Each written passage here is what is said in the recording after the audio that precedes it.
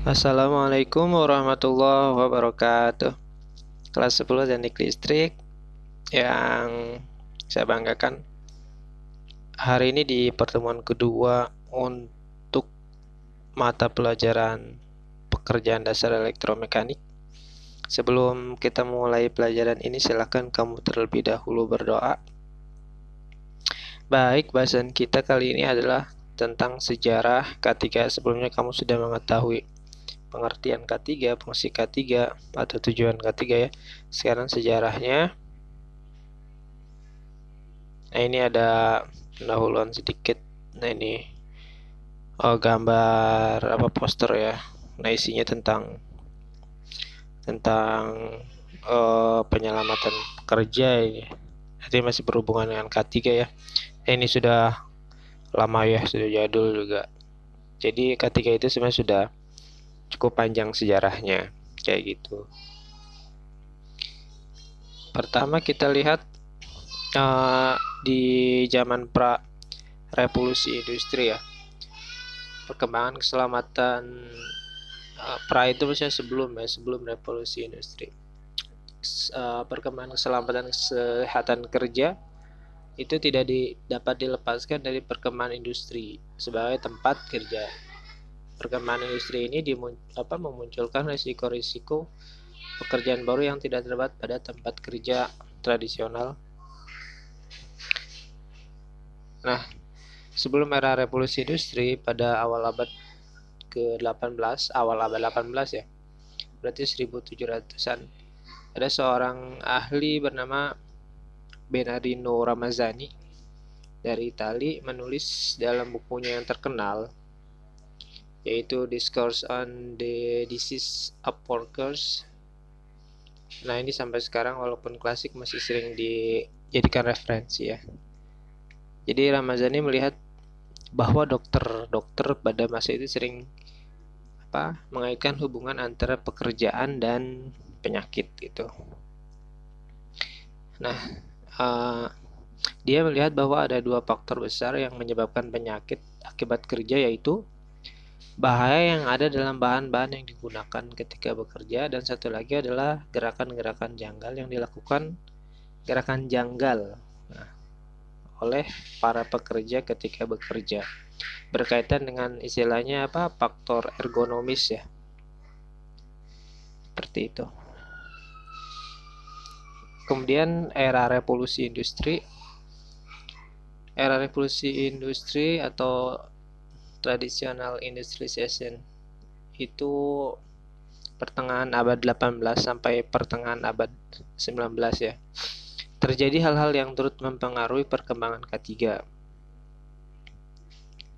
Nah, contohnya penggantian tenaga hewan dengan mesin-mesin, karena waktu itu baru ditemukan penemuan yang sangat besar ya dalam teknologi, yaitu mesin uap.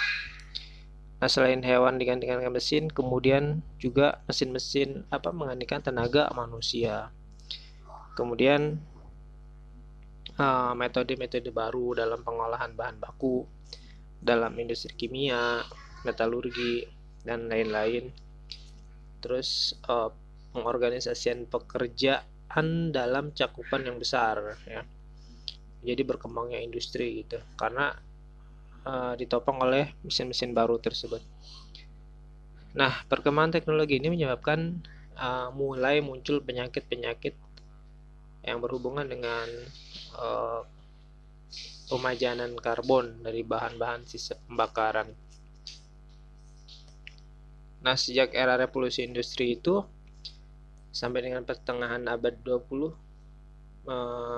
penggunaan teknologi kan semakin berkembang, disebut era industrialisasi, sehingga K3 juga mengikuti perkembangan ini. Perkembangan pembuatan alat pelindung diri, safety device, interlock, dan alat-alat pengaman lain juga turut berkembang. Kemudian era modern.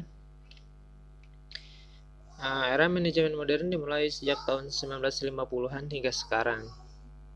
Perkembangan ini mulai dengan teori Heinrich pada tahun 1941 ya, tentang penyebab kecelakaan, bahwa umumnya yaitu 85%, terjadi karena faktor manusia. Jadi eh, tindakan yang tidak aman dan faktor kondisi kerja yang tidak aman. Ya. Jadi dua itu, manusianya sendiri dan faktor kondisi kerjanya kayak gitu.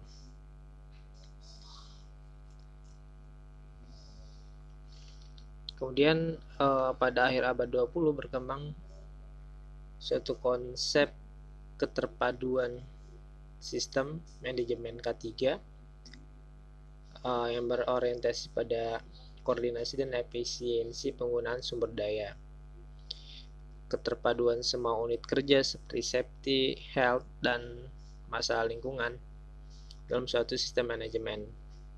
Nah, ini ditunjukkan dengan munculnya standar-standar internasional seperti ISO. Gitu. Nah, bagaimana dengan perkembangan K3 di Indonesia? Pada penjajahan zaman Belanda, jadi beberapa rakyat kan bersatu sebagai budak. Nah, ada peraturan tentang budak itu dari tahun 1818 ya. Tetapi yang berkaitan dengan pekerja itu ada di tahun 1926 tentang peraturan mengenai pekerja anak dan wanita. Kemudian juga ada peraturan tentang pekerjaan anak dan pemuda di perkapalan. Kemudian ada juga 1931 tentang pengawasan tambang. Itu zaman Belanda. Kemudian setelah kemerdekaan dibuat beberapa peraturan keselamatan kerja yang ada di Undang-Undang Keselamatan Kerja nomor 1 tahun 1970. Jadi cukup lama ya jedanya antara merdeka 45 ke 1970 baru dibuat undang-undang tentang pengganti peraturan-peraturan yang ada pada zaman Belanda ya. Nah, kemudian yang perkembangan K3 di Indonesia terus ditingkatkan lagi hingga salah satu peraturan yang penting adalah adanya Undang-Undang nomor 13 tahun 2013 tentang ketenagakerjaan. Nah, seperti itu sejarah singkat dari awal K3 sampai di era modern sekarang dan sampai di perkembangannya di negara kita. Sekian, terima kasih. Assalamualaikum warahmatullahi wabarakatuh.